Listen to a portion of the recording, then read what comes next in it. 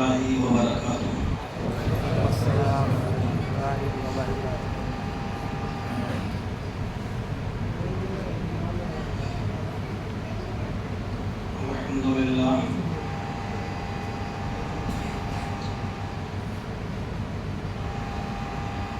الحمد لله نحمده ونستعينه ونستغفره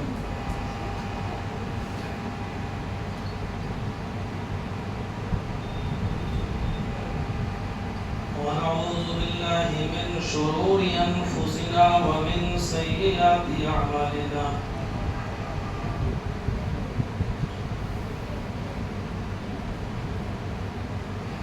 من يهده الله فلا مضل له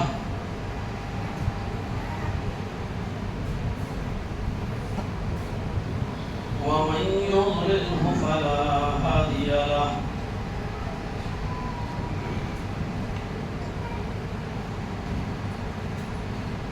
وأشهد أن لا إله إلا الله وحده لا شريك له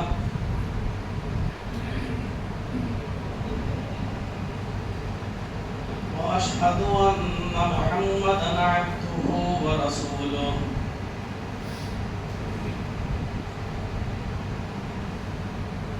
أما بعد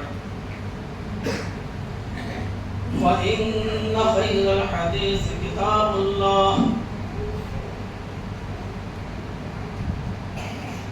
وخير الهدي هدي محمد صلى الله عليه وسلم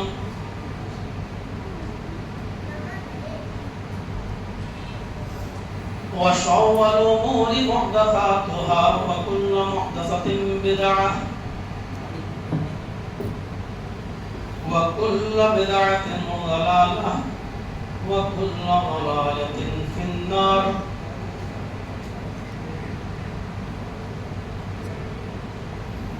أعوذ بالله من الشيطان الرجيم. بسم الله الرحمن الرحيم.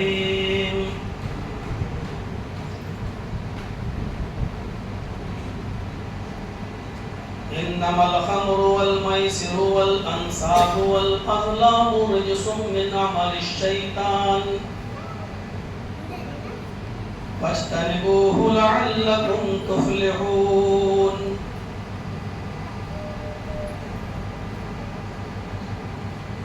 رب اشرح لي صدري ويسر لي أمري واحلل عقدة من لساني يفقهوا قولي.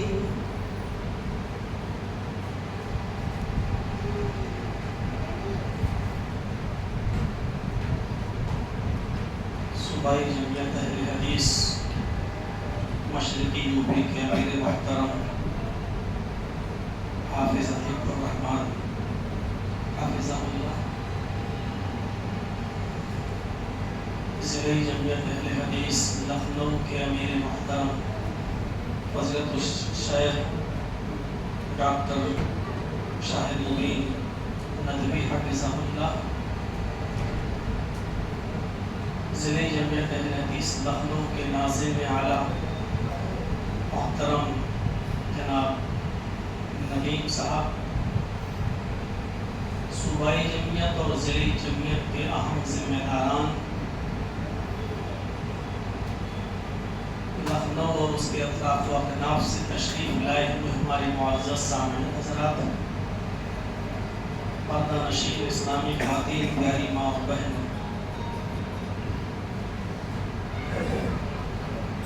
ضلعی جمعیت اہل حدیث لکھنؤ قابل مبارکباد ہے اور ہونا بھی چاہیے کہ وقتاً فوقتاً وہ اس طریقے کے پروگرام منعقد کرتی رہتی ہے اور لوگوں کے اندر جو پسماندگی چھا جاتی ہے اور جو سستی اور کاہلی اپنے اعمال کے تعلق سے آ جاتی ہے وہ پھر سے زندہ ہو جاتی ہے. اس وقت ایسے چھوٹے چھوٹے پروگراموں کی ضرورت ہے کی بہت اچھی چیز ہے کہ موضوع کا انتخاب پہلے سے کر دیا جاتا ہے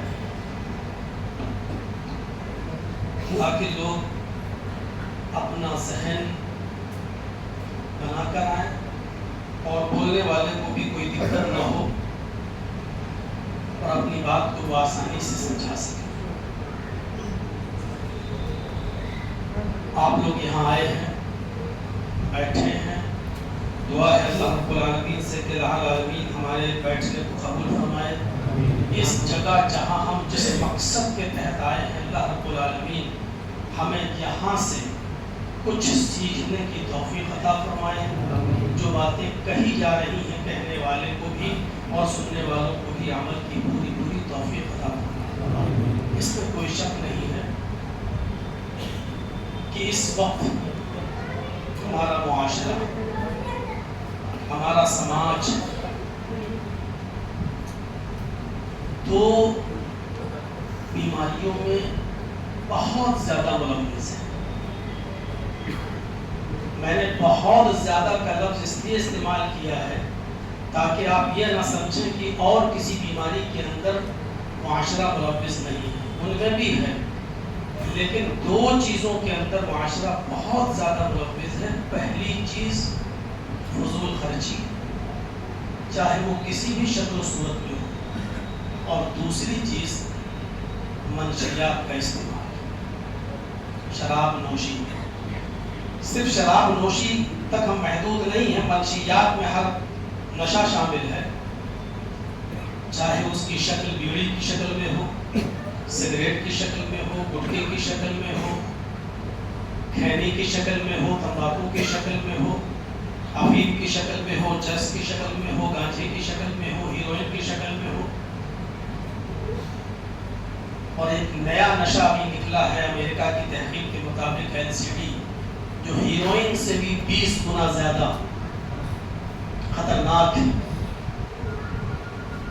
اور ہمارے ہندوستان کی ابھی انڈیا میں بھی مہاراشٹر کی 3-4 لڑکیاں اس LSD کے نشے میں پکڑی بھی گئی ہیں۔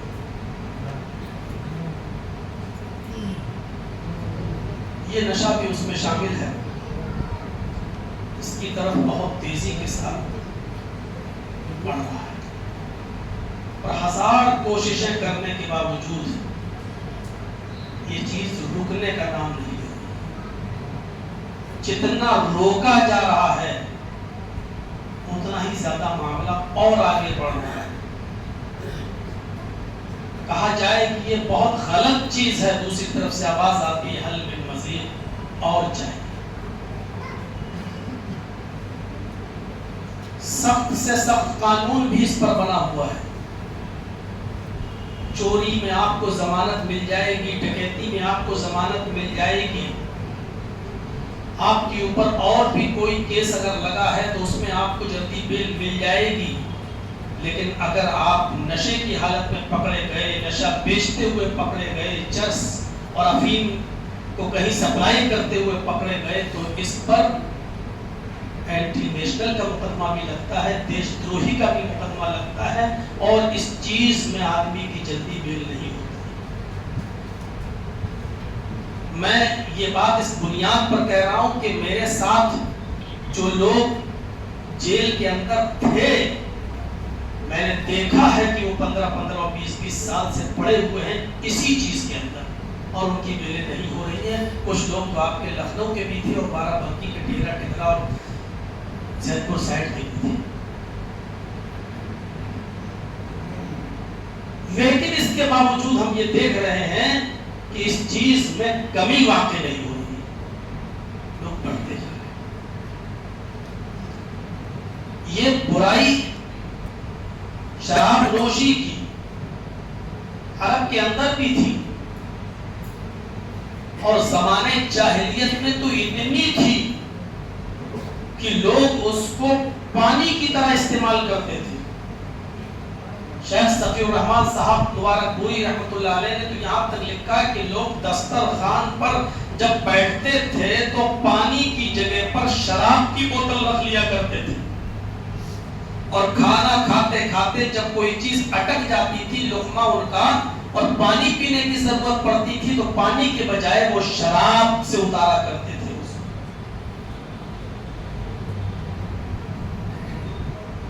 رحمت اللہ عالمین کے اندر قاضی سلیمان منصور پوری رحمت اللہ علیہ نے لکھا ہے کہ ان کے یہاں جب کوئی بچہ پیدا ہوتا تھا عرب کے اندر تو اس بچے کے حلق میں شہد نہیں، کوئی میٹھی چیز نہیں اس کو چڑھائی جاتی تھی، کھجور وغیرہ اس کو چبا کر نہیں چڑھایا جاتا تھا، بلکہ عرب کے لوگ اس بچے کی پیدائش کے بعد سب سے پہلے ایک چھوٹے سے چمچ میں شراب لے کر شراب کے قطرے اس کے حلق میں ڈالتے تھے اور بڑا فخر کرتے تھے کہ میں نے اس کام کو جو کیا ہے، اور اس کام پر بڑا فخر تھا ان کو کہ میں نے اپنے بچے کو کہ حلق میں پہلا قطرہ شراب کا ڈالا. صورتحال بہت خراب تھی. ہم مسند احمد اور موطا امام مالک کی حدیثوں کی طرف جائیں تو جب شراب حرام نہیں ہوئی تھی تو پتہ چلتا ہے کہ ہمارے کچھ صحابہ، ایک دو صحابی ایسے بھی ملتے ہیں جنہوں نے شراب کے نشے میں بجائے اپنی بیوی کے اپنی بیٹی تک کا ہاتھ پکڑ لیا تھا. یہ الگ بات ہے کہ بیوی بیچ میں آ گئی اور اس نے اپنی بیٹی کو اپنے شوہر کی چنگل سے چھڑا کر شوہر کو کمرے میں بند کر دیا. ان تمام حالات کو دیکھتے ہوئے حضرت عمر فاروق رضی اللہ تعالیٰ عنہ بار بار اللہ کے رسول صلی اللہ علیہ وسلم سے کہا کرتے تھے کہ اللہ کے نبی شراب کی حرمت کا اعلان کیجئے، یہ چیز اچھی نہیں ہے، ہماری دورست نگاہ بتا رہی ہے کہ اس کے بڑے نقصانات، آگے بہت نقصان ہوں گے اس سے. لیکن نبی اکرم صلی اللہ علیہ وسلم حضرت عمر فاروق کی بات نہیں مانتے تھے اور کہہ دیتے تھے کہ نہیں، جو قوم پیدا ہوتے ہی اپنے بچے کو شراب کا قطرہ حلق میں ڈالتی ہو، جس کی رگ رگ میں شراب بسی ہوئی ہو، نشہ بسا ہو، وہ لوگ شراب نہیں چھوڑ سکتے ہیں. اگر ہم شراب کو ایک دم حرام کر دیں گے، منع کر دیں گے، تو ایسا نہ ہو کہ شراب کے ساتھ ساتھ یہ لوگ بھی اسلام سے دور ہو جائیں اور یہ کہیں کہ جب ہمارے محبوب چیز کہ پینے سے ہم کو روک دیا گیا تو اب ہمیں اسلام میں رہنے سے کیا فائدہ. اس لیے قرآن کی آیتیں اگر آپ پڑھیں گے تو آپ نظر ڈالیں گے شراب فوراً حرام نہیں ہوئی ہے، شراب فوراً حرام نہیں ہوئی ہے. عربی زبان میں شراب کو خمر کہا جاتا ہے اور خمر کا معنی ہوتا ہے ڈھانکنا، چھپانا. حضرت عمر فاروق رضی اللہ تعالیٰ عنہ شراب کی تعریف یہ کیا کرتے تھے کہ الخمر ما خامر العقل، خمر اس کو کہتے ہیں، شراب اس کو کہتے ہیں جو عقل کو ڈھانپ دے، جو عقل کو زائل کر دے، سوچنے اور سمجھنے کی صلاحیت کو ختم کر دے. یہ ہے خمر. سعودی میں اس زمانے میں انگور سے شراب بنائی جاتی تھی تو ہمارے بہت سے فقہا نے یہاں سے یہی مسئلہ نکال لیا کہ وہی شراب حرام ہے جو انگور سے بنی ہوئی ہو. دوسری چیزوں سے اگر وہ بنتی ہے تو وہ حرام نہیں ہے، وہ بس اتنی ہی حرام ہے جس گھونٹ میں آپ کو نشہ آئے. مثلا آپ نے ایک گھونٹ پیا نشہ نہیں آیا، 2 گھونٹ پیا نشہ نہیں آیا، 10 گھونٹ پیا 10ویں گھونٹ میں نشہ آ گیا تو وہ 10واں گھونٹ ہی آپ کے اوپر حرام ہوگا اور 9 گھونٹ آپ کے اوپر حرام نہیں ہوں گے. حضرت عمر فاروق رضی اللہ تعالیٰ عنہ نے شراب کی تعریف کیا کی ہے؟ الخمر ما خامر العقل، ہر وہ چیز شراب ہے، ہر وہ چیز خمر ہے جو آپ کی عقل کو ڈھانپ دے، چاہے وہ انگور سے بنی ہوئی ہو، چاہے وہ جو سے بنی ہوئی ہو، چاہے وہ کشمش سے بنی ہوئی ہو، چاہے وہ کسی بھی چیز سے وہ بنی ہوئی ہو. اب بہار میں چلے جائیے اور بنگال میں اور خاص طور پر جھارکھنڈ کے علاقے میں چلے جائیے جہاں آدیواسی لوگ رہتے ہیں، ہم لوگ جاتے ہیں وہاں پروگرام کرنے کے لیے تو وہاں آدیواسی لوگوں کی کا مشروب، پسندیدہ محبوب مشروب ہے تاڑی. وہ چاول کو سڑا کر بناتے ہیں اور باقاعدہ سڑکوں پر بیچتے ہیں اس کو. تو اب کیا مطلب ہوا کہ چاول سے جو چیز بنائی جائے اس میں نشہ آ جائے تو کیا وہ حرام نہیں ہوگی؟ کیا اس کی دلیل یہ دی جائے گی یہ تو صاحب چاول سے بنی ہوئی ہے؟ فاروق کے بیٹے عبداللہ تو یہاں تک کہتے تھے کہ کلو مسکرن خمر کلو خمر حرام، ہر وہ چیز جو نشہ پیدا کر دے وہ خمر ہے. جس چیز سے بھی نشہ آئے، جس چیز سے بھی نشہ پیدا ہو جائے وہ خمر ہے، وہ شراب کے حکم میں ہے. اور کل خمر حرام، اور ہر شراب حرام ہے، ہر نشہ حرام ہے، چاہے وہ بیڑی کی شکل میں ہو، سگریٹ کی شکل میں ہو، خیری کی شکل میں ہو، تمباکو کی شکل میں ہو. اور سب سے بڑا تعجب تو یہاں ہوتا ہے کہ اکثر شادیوں میں بارات کے موقع پر جب نکاح ہوتا ہے اور جب وہ ٹرے گھومتی ہے تو اس میں جہاں پان ہوتا ہے وہیں پر ایک طرف کھینی بھی ہوتی ہے، سگریٹ بھی ہوتی ہے اور بیڑی بھی ہوتی ہے. اور یہ چیزیں ایسی مقدس جگہوں پر سرو کی جاتی ہیں جس کو ہم نکاح سنت کے نام سے، جس کو ہم نکاح نبوی کے نام سے، جس کو ہم سنت کے نام سے جانتے ہیں اور کہتے ہیں کہ یہ تو نکاح تو ہمارے نبی کی سنت ہے. اور اس موقع پر یہ ساری چیزیں سپلائی کی جائیں. مجھے آج تک جتنی شادیوں میں جانے کا اتفاق ہوا ہے، مجھے تو کوئی ایک شادی بھی ایسی نہیں ملی ہے جس کے اندر جہاں بہت سی چیزیں، چائے، کافی اور یہ سب کچھ سب ہوتا ہو اور وہاں پر بیڑی، سگریٹ، کھینی اور پان اور تمباکو بھی سب نہ ہوتا ہو. میں نے یہ چیز بڑے بڑے حاجیوں کی شادیوں میں بھی دیکھی. حاجی جو اپنے بیٹوں کی شادی کر رہا ہے ان میں بھی دیکھی. نہیں بچا ہمارا. شراب کی حرمت کا اعلان بیک وقت اللہ کے نبی نے بھی نہیں کیا. حضرت عائشہ صدیقہ فرماتی ہیں کہ شراب کی حرمت کا اعلان بہت دھیرے دھیرے، بہت حکمت اور بہت مصلحت کے ساتھ نبی اکرم نے کیا ہے.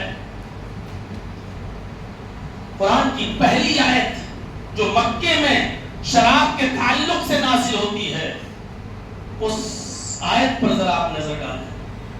اس کے اندر شراب کا نام تو لیا گیا، نشے کا نام تو لیا گیا، لیکن حرمت کا اعلان نہیں کیا گیا. وَمِن ثَمَرَاتِ النَّخِيلِ وَالْأَعْنَابِ تَتَّخِذُونَ مِنْهُ سَكَرًا وَرِزْقًا حَسَنًا. سکر کا لفظ آیا ہے اور یہاں اللہ رب العالمین نے کیا فرمایا؟ کھجوروں اور انگوروں کے درختوں میں سے جو پھل لگے ہیں، کھجور اور انگوروں کے درختوں سے جو پھل لگتے ہیں، کھجور کے اور انگور کے، تتخذون منہ سکرا، جن سے تم نشہ بناتے ہو، جن سے تم شراب بناتے ہو، ورزقا حسنا، اور عمدہ رزق بھی. کھجور سے عمدہ رزق بھی حاصل کرتے ہو، انگور سے عمدہ رزق بھی حاصل کرتے ہو، لیکن کھجوروں اور انگوروں کے درختوں سے، ان کے پھلوں سے تم شراب بھی بناتے ہو. یہاں اللہ رب العالمین نے سکر کا لفظ استعمال کیا، شراب بناتے ہو، لیکن سکر کے ساتھ حسنہ کا لفظ استعمال نہیں کیا ہے. سکرن ورزقن حسنہ، اور عمدہ رزق. رزق کے ساتھ حسن کا ذکر کرنا اس بات کی دلیل ہے کہ اس سے جو تم پاکیزہ رزق تیار کرتے ہو بہت ٹھیک ہے، لیکن جو تم نشہ تیار کرتے ہو یہ بہت اچھی چیز نہیں ہے. دیکھیے سکر کے ساتھ حسن کا لفظ استعمال نہیں کیا. اللہ نے یہ نہیں کہا تتخذون منہ سکرا حسنا، یہ نہیں کہا، بلکہ کیا کہا؟ تتخذون منہ سکرا ورزقا حسنا، تم اس سے نشہ بھی بناتے ہو اور عمدہ رزق بھی حاصل کرتے ہو. سکر نشہ بناتے ہو ٹھیک ہے، لیکن یہ بہت اچھی چیز نہیں ہے. اشارہ کیا ہے کہ اس سے بچنا چاہیے، اس سے پرہیز کرنا چاہیے. یہاں سے اپنا ذہن کو بنائیں. یہ مکے کے اندر آیت نازل ہوئی ہے، لیکن ڈائریکٹ حرمت کا اعلان نہیں کیا. اس کے بعد جب اللہ کے نبی جناب محمد رسول اللہ صلی اللہ علیہ وسلم مدینہ تشریف لے گئے تو مدینہ کے اندر جانے کے بعد بھی آپ نے ڈائریکٹ شراب کو حرام قرار نہیں دیا. ڈائریکٹ شراب کو حرام قرار نہیں دیا. جانتے تھے ابھی تو مکے کے لوگ ہی ایسے تھے، اب تو مدینہ میں بھی آئے اور یہاں کے لوگ بھی شراب کے دل دادا ہیں، یہاں کے لوگ بھی شراب کے رسیاں ہیں. ہم ڈائریکٹ اگر شراب کو حرام قرار دے دیں گے تو یہ لوگ بھاگ جائیں گے، بکھر جائیں گے، دور چلے جائیں گے، کہیں ایسا نہ ہو کہ اسلام ہی چھوڑ بیٹھے۔ یہاں پر بھی سگریٹ حرام نہیں ہوئی، مدینے کے اندر شراب کی طرف اشارہ کرتے ہوئے ایک دوسری آیت نازل ہوتی ہے، یسألونک عن الخمر والمیسر قل فیہما اثم کبیر ومنافع للناس واسمہما اکبر من نفعہما۔ قرآن کی اس دوسری آیت پر ذرا آپ نظر ڈالیں، یہاں پر کہ حرام نہیں ہوئی۔ اللہ تبارک و تعالیٰ نے شراب کی حرمت کا اعلان نہیں کیا، بلکہ کیا کہا؟ یسألونک عن الخمر والمیسر، اے ہمارے نبی اے محمد صلی اللہ علیہ وسلم، یہ لوگ آپ سے شراب اور جوئے کے بارے میں سوال کرتے ہیں، پوچھتے ہیں۔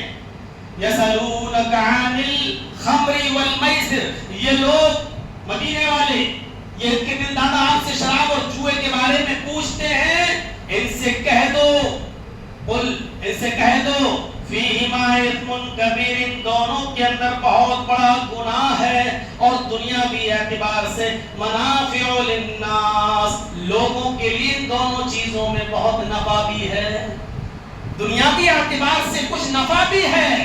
دیکھیے شراب اور جوئے کے نفع کا قرآن انکار نہیں کر رہا۔ کچھ لوگ شراب اس لیے پیا کرتے تھے کہ کسی غریب کی مدد کرنا ہے، ایسے کسی کو پیسہ دینے میں مدد کرنے میں ان کو تکلیف ہوتی تھی، لو اتنی محنت سے کمایا سب غریبوں کو دے دو، تو شراب اس لیے پی لیا کرتے تھے کہ شراب کے نشے میں دھت ہو جاتے تھے اور لٹا دیا کرتے تھے، لو لے جاؤ۔ اب شراب کے نشے میں ہوش ہی نہیں، ہم کتنا دے رہے ہیں، لے جاؤ۔ جوا کچھ لوگ اس لیے بھی کھیلا کرتے تھے، ایسے کسی کی مدد کریں گے تو تکلیف ہوتی تھی، لو بڑی محنت سے کمایا، جوئے میں ہار جائیں گے کسی غریب سے کوئی تکلیف نہیں ہوتی تھی، چلو صبر آ گیا ہم ہار گئے اور کسی غریب کے پاس چلا گئے۔ پڑھیے رحیق المختوم صفی الرحمن صاحب مبارک پوری کی، انہوں نے یہ دو نفع کا ذکر کیا ہے۔ وہ شراب اس لیے پیا کرتے تھے کچھ لوگ کہ تاکہ ہم شراب کے نشے میں لٹا دیں اپنا مال، دیکھیے نیت اچھی تھی۔ جوا اس لیے کھیلا کرتے تھے کہ رقم غریبوں سے ہار جائیں۔ قرآن نے دنیاوی اعتبار سے ان دونوں کے نفع کا انکار نہیں کیا ہے، کیا کہا؟ وَمَنَافِعُ لِلنَّاسِ، لوگوں کے لیے دنیاوی اعتبار سے اس میں کچھ نفع بھی ہے، فائدہ بھی ہے۔ کسی کو نیند نہیں آ رہی ہے، ٹینشن ہے، ایک پوا چڑھایا ہے، بہترین نیند آ گئی، صبح موڈ فریش۔ قرآن اس کے نفع کا انکار نہیں کر رہا ہے، لیکن آگے کیا کہہ رہا ہے؟ آگے کیا کہہ رہا ہے؟ اِذْمُهَا أَكْبَرُ مِن نَفْعِهِمَا، یاد رکھنا ان دونوں چیزوں کا نقصان ان کے نفع سے بڑھ کر ہے، یعنی نفع کم ہے نقصان زیادہ ہے۔ اسلام کے اندر وہ چیز جائز ہی نہیں ہے جس کے اندر نفع نقصان زیادہ ہو اور نفع کم ہو اور آپ اس کو استعمال کریں۔ جس کے اندر نقصان کم ہے تو آپ اور نفع زیادہ ہے تو آپ اس کو استعمال کر لیجئے، نفع زیادہ ہے نقصان کم۔ مجبوری میں، جیسے ایک عورت کو ڈلیوری ہو رہی ہے، بچہ پیدا ہو رہا ہے، لیکن ڈاکٹر نے کہہ دیا ہے کہ ہم یا تو آپ کی بیوی کو بچا سکتے ہیں یا بچے کو بچا سکتے ہیں۔ بیوی کا مر جانا بھی ہمارے لیے نقصان دہ ہے اور اولاد کا مر جانا، بچے کا مر جانا بھی ہمارے لیے نقصان دہ ہے، لیکن یہاں پر ہمیں یہ دیکھنا ہے کہ ہمارا کم نقصان کس میں ہے اور زیادہ نقصان کس میں ہے۔ زیادہ نقصان یہ ہے کہ بیوی ختم ہو جائے اور کم نقصان یہ ہے کہ بچہ ختم ہو جائے، کیونکہ بچہ ختم ہوگا تو دوبارہ پھر اللہ تعالیٰ ہمیں دے گا انشاءاللہ۔ بیوی رہے گی تو بچے ہوں گے، لیکن بیوی ہی نہیں رہے گی تو کیا ہوگا؟ کچھ ہوں گے دل جلے جو کہہ دیں گے بیوی مر جائے دوسری کر لیں گے، ہوں گے ایسے، لیکن یہاں پر ہمیں کم نقصان کو دیکھنا ہے کہ کم نقصان کس میں ہے۔ کم نقصان یہی ہے کہ بچہ اگر جا رہا ہے تو اس کو جانے دیا جائے، لیکن بیوی کی جان بچا لی جائے۔ قرآن نے کہا اِذْمُهُمَا أَكْبَرُ مِن نَفْعِهِمَا، ان دونوں کا گناہ، ان دونوں کا نقصان ان کے نفع سے بڑھ کر ہے۔ یہ دوسری آیت ہے جو مکے کے مدینے کے اندر نازل ہو رہی ہے، اس میں بھی کھل کر اعلان نہیں کیا گیا ہے، بلکہ یہ بتایا گیا کہ شراب کے اندر نفع کم ہے اور نقصان زیادہ ہے۔ اب تمہاری عقل دوڑاؤ، تم سوچو، تم غور کرو تم کہ اب تمہیں اس چیز کو پینا چاہیے یا نہیں، استعمال کرنا چاہیے یا نہیں جس کے اندر نفع کم ہو اور نقصان زیادہ ہو. اب سوچ لو، سمجھ لو، یعنی کس طریقے سے ذہن بنایا ہے اللہ تبارک و تعالیٰ نے. حرام کا اعلان ابھی بھی نہیں کیا. ہاں، اس سے آگے بڑھ کر تھوڑا سا اور آگے جائیں گے. اب اللہ رب العالمین نے شراب کے پینے سے لوگوں کو روکا ہے، لیکن حرام پھر بھی نہیں کیا ہے، وقتی طور پر روکا. دیکھیں تیسرا مرحلہ، دیکھیں تیسرے مرحلے میں اللہ تعالیٰ نے وقتی طور پر لوگوں کو روک دیا شراب پینے سے، لیکن حرام پھر بھی نہیں کیا. وہ وقتی طور پہ کہاں روکا؟ یا ایھا الذین آمنوا لا تقربوا الصلاۃ وانتم سکارى حتى تعلموا ما تقولون. آئے ایمان والو، آئے مسلمانوں، تم اس وقت نماز کے قریب مت جاؤ، تم اس وقت تک نماز کے قریب مت جاؤ جب تک تم نشے میں ہو. دیکھیے روک دیا گیا ہے وقتی طور پر، جب تک تم نشے میں ہو تب تک تم نماز کے قریب نہ جاؤ. حتی تعلموا ما تقولون، یہاں تک کہ تم خود سمجھنے نہ لگو کہ تم کیا بول رہے ہو، تمہارے منہ سے کیا نکل رہا ہے. جب تک تم اس کو خود نہ سمجھنے لگو تب تک تم نماز کے قریب نہیں. یہاں اللہ تعالیٰ نے نماز کے قریب جانے سے روک دیا نشے کی حالت میں، لیکن حرام ابھی بھی نہیں کیا. حرمت کا اعلان اللہ رب العالمین نے ابھی بھی نہیں کیا، لیکن وقتی طور پر روک دیا. یہ صحابہ کرام کے لیے بہت بڑی چیتاونی تھی. اب وہ ایسے موقع پر شراب نہیں پیتے تھے کہ نماز کا وقت ہو رہا ہے. اب انہوں نے اگر شراب پی لی اور نماز کا وقت ہو گیا، وہ نہیں جا رہے کہ ابھی میں نشے میں ہوں. اب ان کے اندر احساس پیدا ہو رہا ہے، یا اللہ نماز جیسی اہم عبادت میں شراب کے چکر میں چھوڑ دوں جو کبھی کسی بھی حال میں معاف نہیں ہے، اور جماعت کا ثواب تنہا نماز پڑھنے سے 27 گنا زیادہ ہے. ہم ایسے کیسے اس کو جانے دیں؟ اس لیے اب وہ ظہر کے ٹائم پر شراب نہیں پیا کرتے تھے، ظہر چھوٹے گی. اب ظہر کے بعد اس لیے نہیں پیتے تھے کہ نشہ آ جائے گا تو کہیں اثر نہ چھوٹ جائے. اثر کے بعد اس لیے نہیں پیتے تھے کہ نشے کی حالت میں کہیں مغرب نہ چھوٹ جائے. مغرب کے بعد اس لیے نہیں پیتے تھے کہیں عشاء نہ چھوٹ جائے. میرے بھائیوں، ایک نماز کے بعد دوسری نماز کا احساس جب ان کے اندر آتا گیا تو دھیرے دھیرے اس آیت کی وجہ سے شراب ان کی چھوٹ دی گئی، اور یہاں تک کہ وہ شراب پہ چھوڑنے کے قدر ہو گئے، عادی ہو گئے. لیکن حرمت کا اعلان ابھی بھی نہیں، شراب حرام ابھی بھی نہیں کی گئی، وقتی طور پر روک دیا گیا. یہاں سے ہم اندازہ لگائیں. اور پھر جب دیکھا کہ اب بہت حد تک لوگ شراب پینا چھوڑ دیے ہیں، شراب سے نفرت کرنے لگے ہیں، تو پھر ایک موقع آیا اور فوراً ان کو پوری کی پوری طریقے سے شراب کی حرمت کا اعلان ان کے سامنے کر دیا گیا. انما الخمر والمیسر والانصاب والازلام رجس من عمل الشیطان فاجتنبوه لعلکم تفلحون.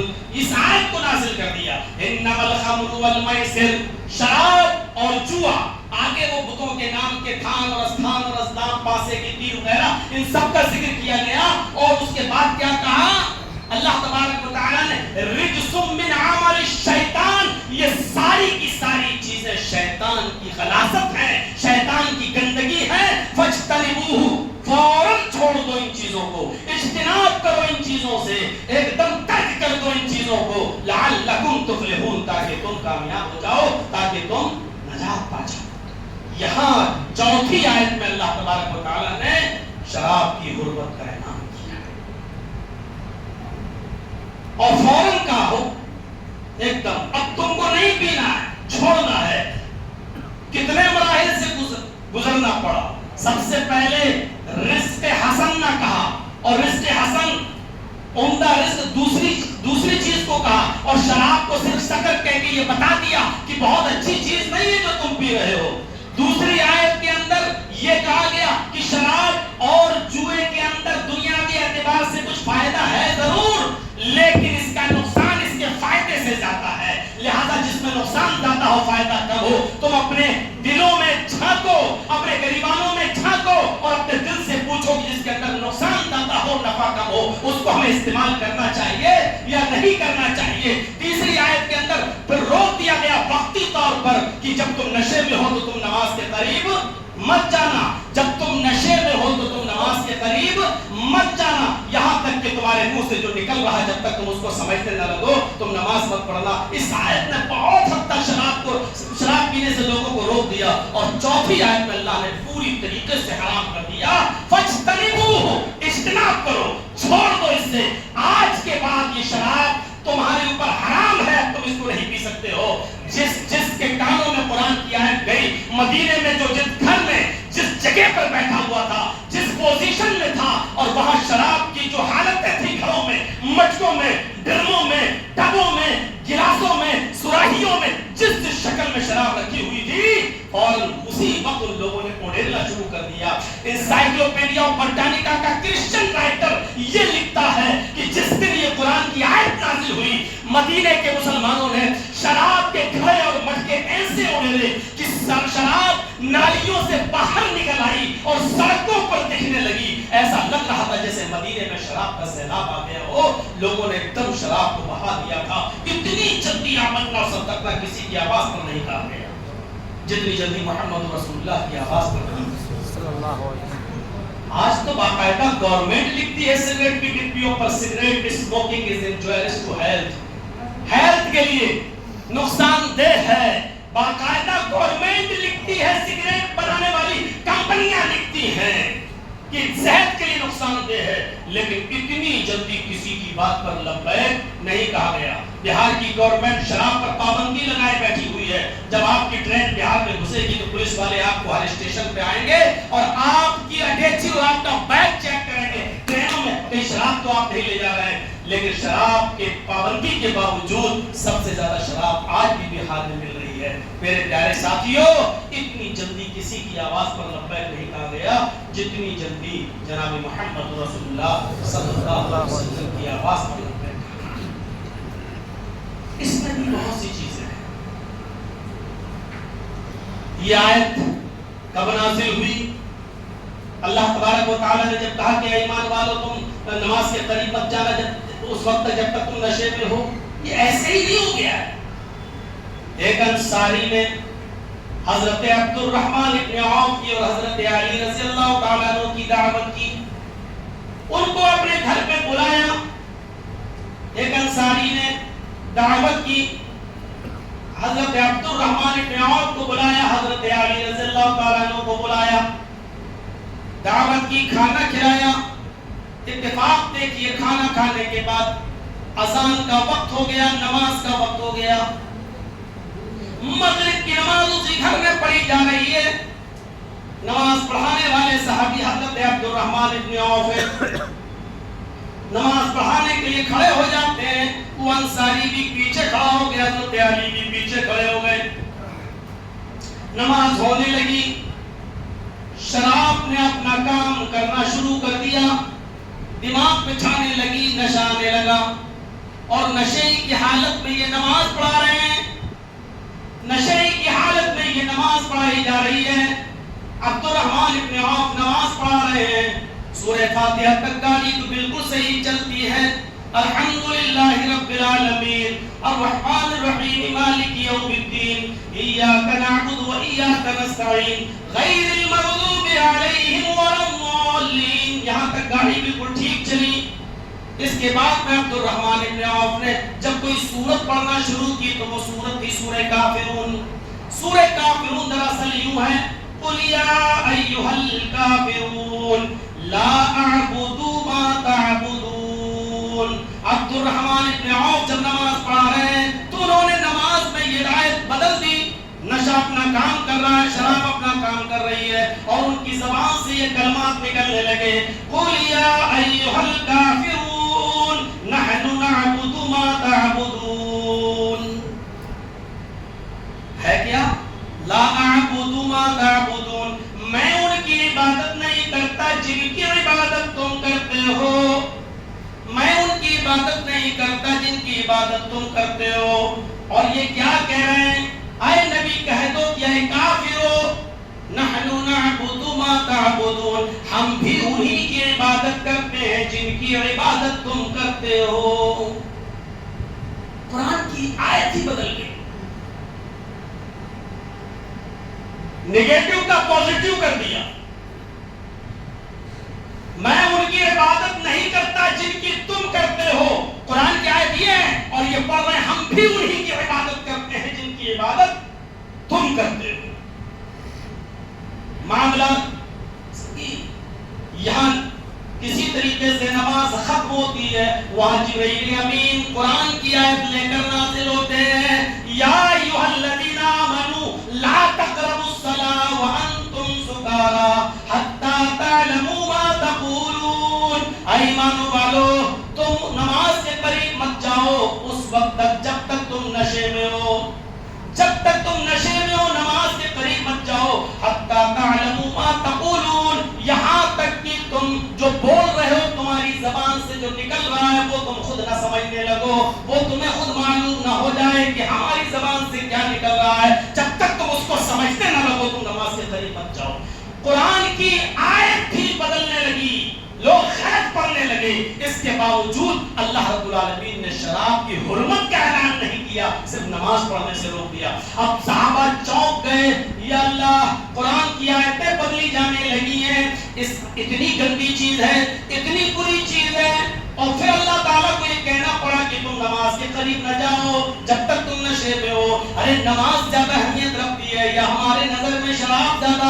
हम क्यों ऐसी गंदी और गलीज चीज को हम पिएंगे जो जिसकी वजह से हमारी नमाज छूट जाए? इस आयत ने बहुत से सहाबा के अज़हान और कुलूब को, मेरे भाइयों, मुनव्वर कर दिया कि अब हम इससे बिल्कुल दूर रहेंगे।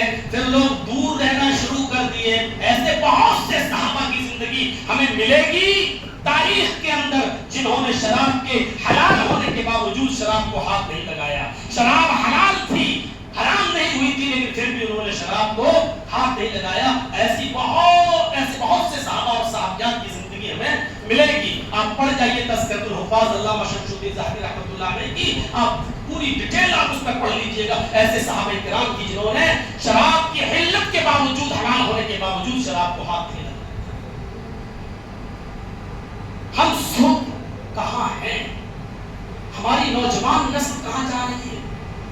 आपको मालूम है महाराष्ट्र का जो सर्वे निकल के आया है, हर 5 में 1 आदमी शराबी है। और सर्वे में कहा गया है अगर पूरे महाराष्ट्र में, परसेंटेज बताया गया है पूरे महाराष्ट्र का, अगर महाराष्ट्र में 50 लाख लोग शराबी हैं तो उसमें 25 लाख टोटल, 50 के 25 मुसलमान हैं। दादर स्टेशन का रिकॉर्ड है ये, जो अभी चंद दिनों पहले निकल के आया है। 50 लाख सर्वे किया गया, 50 लाख लोगों के शराब में 25 लाख मुसलमान मिले। अब आप गौर करें, जब 50 लाख में 25 लाख मुसलमान, तो अब 25 लाख में गैर मुस्लिम, ईसाई, यहूदी और वहां रहने वाले आपके मराठी लोग हैं, मराठावन, इन तमाम लोगों को जोड़िए तो 25 लाख और 25 लाख टोटल अलग मुसलमान। आप अंदाजा लगा सकते हैं नौजवान जनरेशन कहां जा रही है, किस तरफ जा रही है, कैसे बह रही है, और ये लत कितनी बुरी तरीके से लग चुकी है। मैं नहीं जानता हूं आप लोगों में से कितने लोग उस गंदी जगह पहुंचे या नहीं पहुंचे जिस जगह मैं पहुंच चुका हूं। आपने अगर किसी ने उस जगह पर जाकर देखा होगा तो आपको मालूम होगा कि एक 5 रुपए की खैनी या 10 रुपए की खैनी आप किसी को खरीद कर दे दीजिए, इतना से काम के, इतना से देकर आप उससे दिन भर जो काम कराना चाहो आप करा लीजिए। वो आपके कपड़े धुल देगा, आपके जिस्म की मालिश कर देगा, आपको खाना बनाकर दे देगा, आपका खाना ले लेगा। सिर्फ उसको 10 रुपए की खैनी चाहिए, क्योंकि उसके पास 10 रुपए नहीं है खैनी खाने के लिए। आप ताज्जुब करेंगे, जिस जेल में मैं था 1800 कैदी में 1700 मुसलमान थे। 1700 मुसलमान में हमें अगर गिनती के गिने तो हमें 1600 मुसलमान ऐसे नहीं मिले 1600 سے زیادہ ہمیں ایسی ملے جو چرس، کھینی اور بیڑی اور سگریٹ اور تمباکو کے عادی تھے۔ ہم غیر مسلموں کی بات نہیں کر رہے ہیں، ہم مسلمانوں کی بات کر رہے ہیں۔ 1700 میں 1600 سے اوپر، 1600 بھی نہیں 1600 سے اوپر ایسے تھے جن کی عادت بن چکی ہے جب تک وہ کھینی، تمباکو، بیڑی سگریٹ نہیں کھائیں گے ان کا دماغ کام نہیں کرے گا، پاگلوں کی طرح گھومیں گے۔ کچھ ایسے تھے جو رات میں دوسرے کے اوپر چڑھ جایا کرتے تھے، چلتے تھے، کھڑے ہو کے چلنے لگتے تھے۔ کیوں؟ ان کو پتہ ہی نہیں ہے، جب کوئی آدمی ان پر رحم کر کے ان کو ایک دو بیڑی پلا دیتا تھا تب وہ جا کر ان کو نیند آتی تھی۔ آپ کہتے ہیں بیڑی میں نشہ نہیں ہوتا، اور پتہ نہیں کہاں کی سمجھداری ہے اور فقاہت ہے کہ لوگوں نے اس کو مکروہ کر دیا۔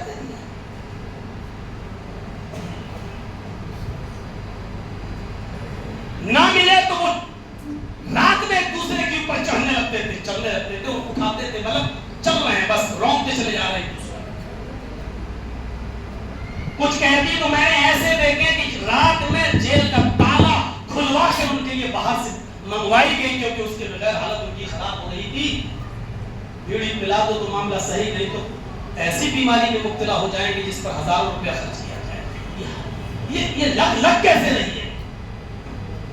اتنی خطرناک لت۔ آئیے ایک جگہ صحابہ کرام بیٹھے ہوئے ہیں، انصاری بھی بیٹھے ہوئے اور مہاجرین بھی بیٹھے ہوئے ہیں۔ یہاں پر بھی دیکھ لیجیے کیا ہوا ہے، انصار اور مہاجرین بیٹھے ہوئے ہیں، کھانے کا دور چلا، دونوں نے کھانا کھایا، انصاریوں نے بھی اور مہاجرین نے بھی۔ اس کھانے کے دور کے بعد شراب کا دور چلا، شراب بھی پی جا رہی ہے۔ اب شراب کے نشے میں دھت ہیں۔ انصاری کہتے ہیں مہاجرین سے افضل ہیں، اور مہاجرین ڈنکے کی چوٹ پہ کہنے لگے ہم انصاریوں سے افضل ہیں۔ مہاجرین نے کہا ہم تم سے افضل ہیں کہ ہمارے درمیان محمد رسول اللہ ہے۔ انصاری بھی شراب کے نشے میں دھت ہیں، کہنے لگے تم تو بھوکے تھے، کھانا ہم نے دیا، تم تو ننگے تھے، کپڑا ہم نے دیا، تمہارے پاس تھا ہی کیا، مدد ہم نے کی تمہاری، تم تو پھٹی چڑھا لیا آئے تھے، ہم تم سے افضل ہیں۔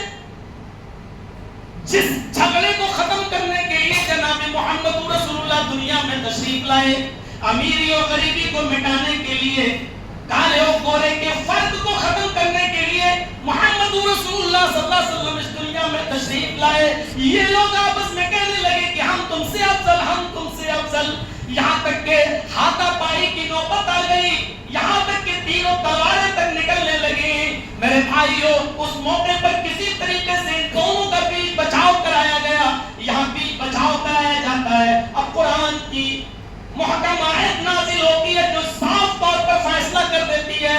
اب قرآن کی آیت نازل ہوئی جس نے شراب کو پوری طریقے سے حرام کر دیا ہے، انما الخمر والمیسر والانصاب والازلام رجس من عمل الشیطان۔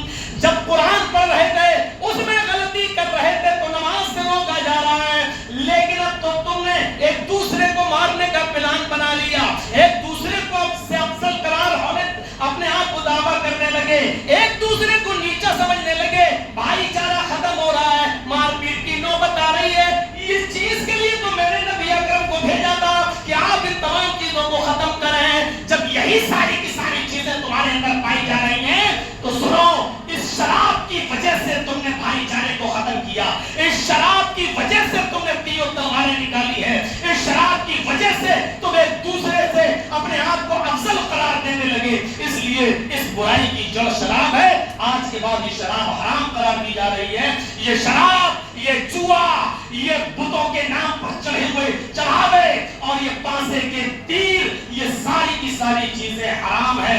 فَاجْتَنِبُوهُ رِجْسٌ مِّنْ عَمَلِ الشَّيْطَانِ، شیطان کی گندگی ہے، شیطان کی خباثت ہے، بچو ان سے، بچو لعلکم تفلحون۔ اگر کامیاب ہونا چاہتے ہو تم تو ان ساری چیزوں کو چھوڑ، ان ساری چیزوں کو آج سے چھوڑ، حرام کر دیا گیا، یہیں سے شراب کے مٹکے پھوڑے گئے۔ میرے بھائیوں، آئیے اب ہم اندازہ لگا سکتے ہیں کہ شراب کا نقصان کیا ہے۔ شراب پینے کے بعد انسان اپنے آگے کسی کو کچھ سمجھتا ہی نہیں ہے، کی حیثیت ہی سب کچھ ہے. بڑے سے بڑے آدمی کو بھی وہ کچھ نہیں سمجھتا. اور اگر آپ کو یقین نہیں آتا تو آپ چلیے بخاری شریف کی اس حدیث کی طرف. جب شراب حرام نہیں ہوئی تھی تو حضرت علی رضی اللہ تعالی عنہ کی ایک اونٹنی کسی میدان میں گھاس کھا رہی تھی, چر رہی تھی, اور وہیں پر ایک مغنیہ گانا گا رہی تھی. حضرت حمزہ اس شو میں موجود تھے, اس مغنیہ کا گانا سن رہے تھے. بڑا دل فریب گانا. مغنیہ اس دور میں بھی شراب کے نشے میں دھت, وہ بڑی اشلیل ڈانس کر رہی تھی, بڑا بےہودہ گانا گا رہی تھی, اور اس نے حضرت حمزہ کو چڑھا دیا. اس اونٹنی کی طرف اشارہ کرتے ہوئے حضرت حمزہ کو چڑھایا. الا یا حمزہ للشرف النوا, اے حمزہ تو موٹی اونٹنیوں کے لیے پیدا ہوا ہے, تیرے لیے کسی اونٹنی کا پیڑ چاک کر کے اس کا کلیجہ نکال کر میرے حوالے کر دینے میں کیا برائی ہے؟ تیرے لیے کیا پرابلم ہے؟ تو بہادر ہے, تو ان موٹی اونٹنیوں کے لیے ہی پیدا ہوا ہے. چلو جائے صاحب, مغنیہ گانا گا رہی ہو, اشلیل ڈانس کر رہی ہو, یہ چڑھ گئے. یہ گئے اور انہوں نے خنجر نکالا. حضرت علی رضی اللہ تعالی عنہ کی اس اونٹنی کا پیٹ چاک کر دیا. حضرت علی رضی اللہ تعالی عنہ کی اس اونٹنی کا پیٹ چاک کر دیا, پھاڑ دیا, اور گوشت کا جو حصہ وہ مانگ رہی تھی اس کو نکال کے دے دیا. حضرت علی رضی اللہ تعالی عنہ کو جب پتا چلا تو وہ گئے اور کہا یہ کیا کیا آپ نے, یہ کیا کیا؟ شراب پیے ہوئے تھے, نشے میں تھے. اس وقت کی بات بتا رہا ہوں جب شراب حرام نہیں ہوئی تھی. انہوں نے حضرت علی کو برا بھلا کہہ دیا. حضرت علی رضی اللہ تعالیٰ عنہ اللہ کے نبی صلی اللہ علیہ وسلم کے پاس آتے ہیں, پورے حالات کا تذکرہ کرتے ہیں. اے اللہ کے نبی مجھے انصاف دلائیے, میری موٹی تازی اونٹنی کا پیٹ حضرت حمزہ نے چاک کر دیا. اللہ کے نبی نے کہا ایسا کیسے کر دیا؟ چلو تو. جب چلے تو گئے تو کہا کہ چچا یہ کیا کیا آپ نے؟ حضرت علی کی اونٹنی کا پیٹ چاک کر دیا, پھاڑ دیا, اس کو مار ڈالا. چلیے اس کی قیمت دیجیے. لیکن وہ تو شراب کے نشے میں دھت تھے. حضرت حمزہ نے شراب کے نشے میں کیا کہا؟ جاؤ یہاں سے, تم سب میرے باپ کے غلام ہو. بخاری شریف کی حدیث کا الفاظ, تم سب میرے باپ کے غلام ہو, جاؤ. اللہ کے نبی نے کہا اے علی, ابھی شراب کے نشے میں حمزہ کسی کو کچھ نہیں سمجھے گا, ابھی ان سے بات کرنا مناسب نہیں ہے. کوئی مناسب موقع پر ہم ان سے بات کریں گے, کیونکہ ابھی ان سے بات کرنا اپنے آپ کو ذلیل کرنا, اپنی بے عزتی کرانا ہے. بخاری کے اس واقعے کو سامنے رکھ کر اے نوجوانوں میں تمہیں یہ بتانا چاہتا ہوں کہ حمزہ جیسی شخصیت شراب کے نشے میں جب نبی اکرم کی شان میں گستاخی کرتے ہوئے یہ کہہ رہی ہے کہ تم سب میرے باپ کے غلام ہو, تو ہماری اور آپ کی حیثیت کیا ہے؟ شراب انسان کی عقل کو زائل کر دیتی ہے, بڑے اور چھوٹے کی تمیز کو مٹا دیتی ہے. اور بتاؤ نوجوانوں, انصاف کی نظر سے بتانا کہ شراب کے نشے میں کوئی نوجوان جب اپنے گھر آتا ہے تو وہ اپنی ماں کو گالیاں دیتا ہے یا نہیں, اپنی بہن کو گالیاں دیتا ہے یا نہیں, اپنی بیٹی کو گالیاں دیتا ہے یا نہیں, اپنے بھائیوں کو گالیاں دیتا ہے یا نہیں, اپنے باپ کو گالیاں دیتا ہے یا نہیں.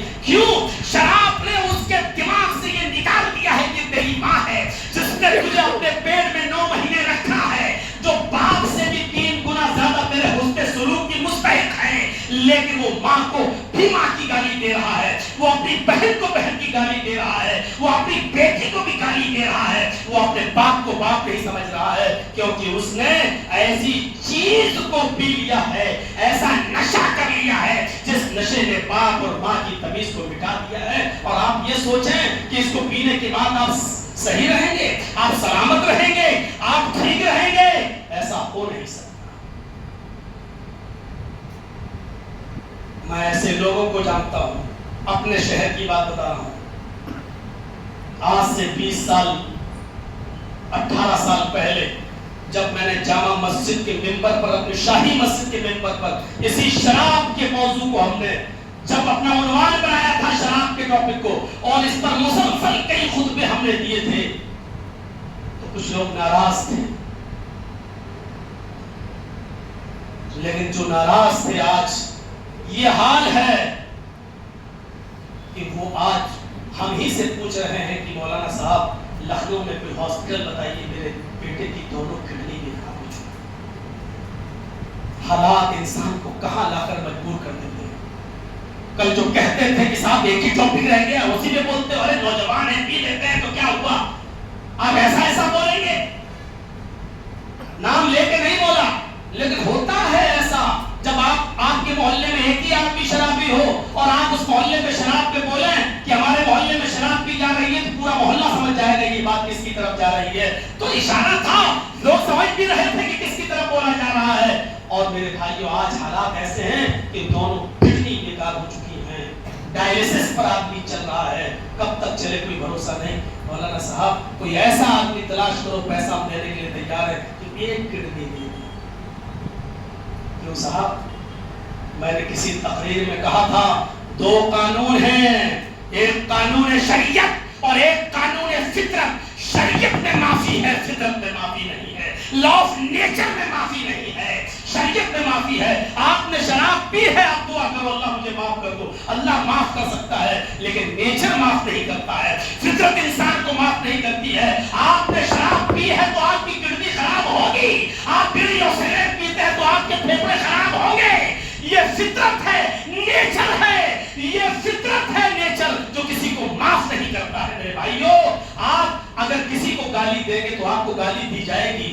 آج آپ اپنے باپ کو ماریں گے تو تیار رہیے کل آپ کی اولاد بھی آپ کو مارے گی۔ آج آپ اپنی ماں کو نکالیں گے تو تیار رہیے کل آپ کا بیٹا آپ کو گھر سے آپ کا بیٹا آپ کو مارے گا۔ آپ اپنی ماں کو گھر سے نکالیں گے تو تیار رہیے کل آپ کی بڑی اولاد آپ کو گھر سے نکالے گی، کیونکہ شریعت میں معافی ہے، نیچر میں معافی نہیں ہے۔ لا آف نیچر کسی کو معاف نہیں کرتا ہے، فطرت کسی کو معاف نہیں کرتی ہے، فطرت نہیں بدلتی۔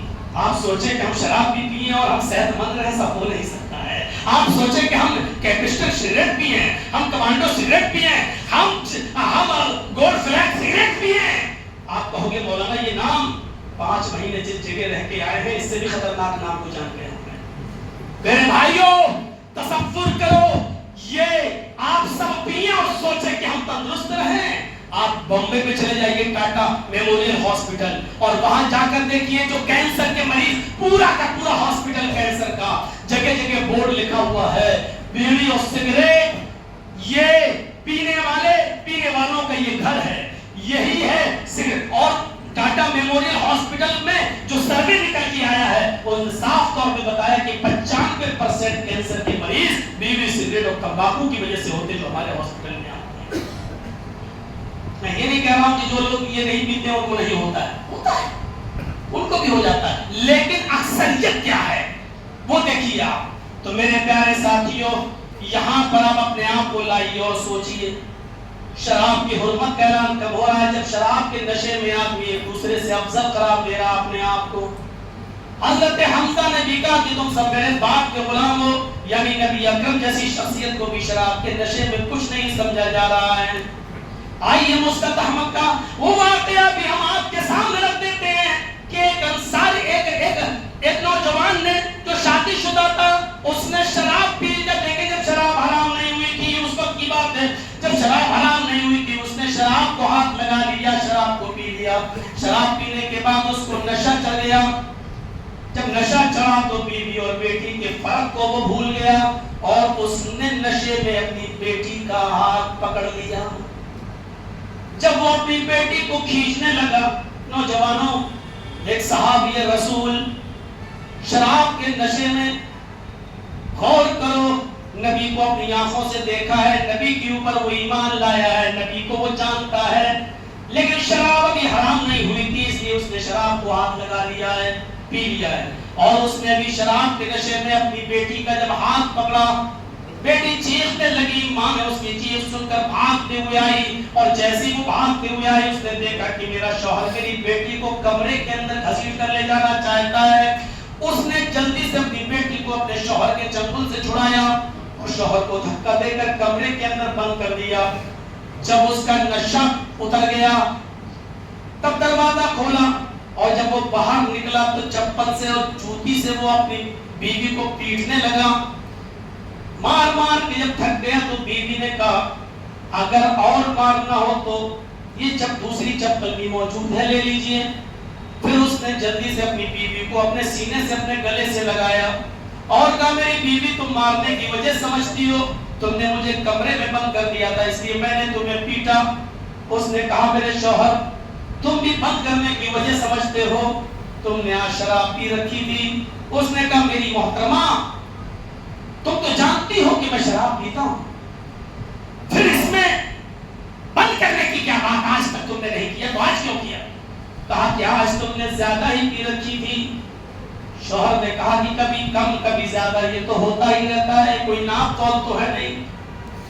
کہا نہیں میرے پیارے شوہر آج تم نے کچھ اتنی زیادہ پی رکھی تھی کہ آج شراب کے نشے میں ایسے دھتے کہ بیٹی اور بیوی میں فرق نہیں کر پائے. اس نے کہا کیا ہوا؟ سیریس. ہم تو سیریس ہونے کا نام ہی نہیں لیتے. سیریس کیا ہوا؟ کہا ایسا ایسا ہوا کہ تم نے اپنی بیٹی کا ہاتھ پکڑا اور اس کو گھسیٹنے لگے, کمرے میں لے جا رہے تھے. اگر وہ چیخی نہ ہوتی اور اس کی آواز میرے کانوں تک نہ گئی ہوتی اور میں وقت پر نہ آئی ہوتی تو تم میری بیٹی کی عزت کو تار تار کر دیتے. اللہ یہ میں کیا سن رہا ہوں؟ کاش ان جملوں کو سننے سے پہلے زمین پھٹ جاتی, میں زمین کے اندر دھس جاتا. میں اپنی بیٹی کے سامنے کون سا چہرہ لے کر جاؤں؟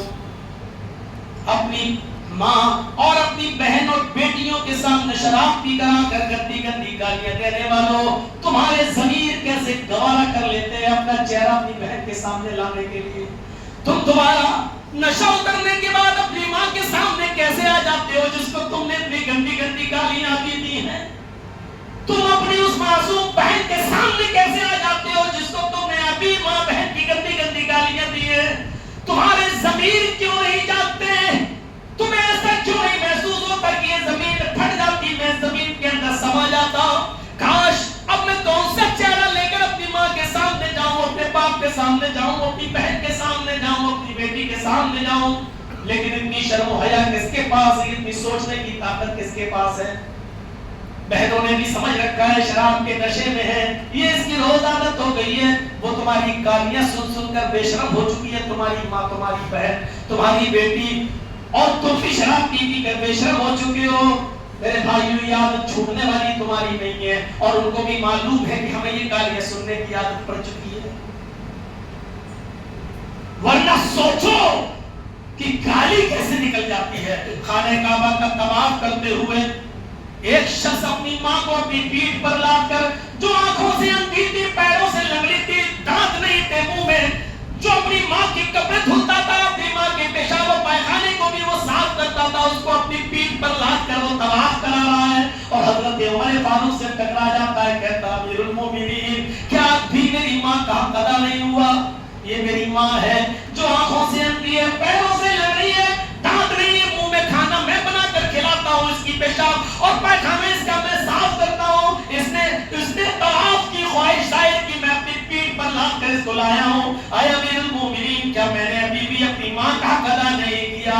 حضرت عمر فاروق ہنستے ہوئے کہتے ہیں تم اپنی ماں کے حق کی بات پوچھتے ہو, تمہاری ماں جب تمہیں جل رہی تھی, تمہاری ماں جب تمہیں پیدا کر رہی تھی, جب تم اپنے ماں کے بدن سے, اس کے پیٹ سے باہر آ رہے تھے, پیدا ہو رہے تھے, اور درد زہ سے جب تمہاری ماں چیخ رہی تھی, چلا رہی تھی, جب تم اپنے ماں کے پیٹ سے باہر آ رہے تھے اور اس کے منہ سے جو پہلی آواز نکلی, جس درد سے وہ تمہیں جل رہی تھی, پیدا کر رہی تھی, اس کے منہ سے جو پہلا لفظ, پہلی آہ نکلی, ابھی تو نے اپنی ماں کی اس پہلی آہ کا بھی حق ادا نہیں کیا. تو پوچھتا ہے کہ میں نے اپنی ماں کی پوری زندگی کا حق ادا کر دیا یا نہیں کیا؟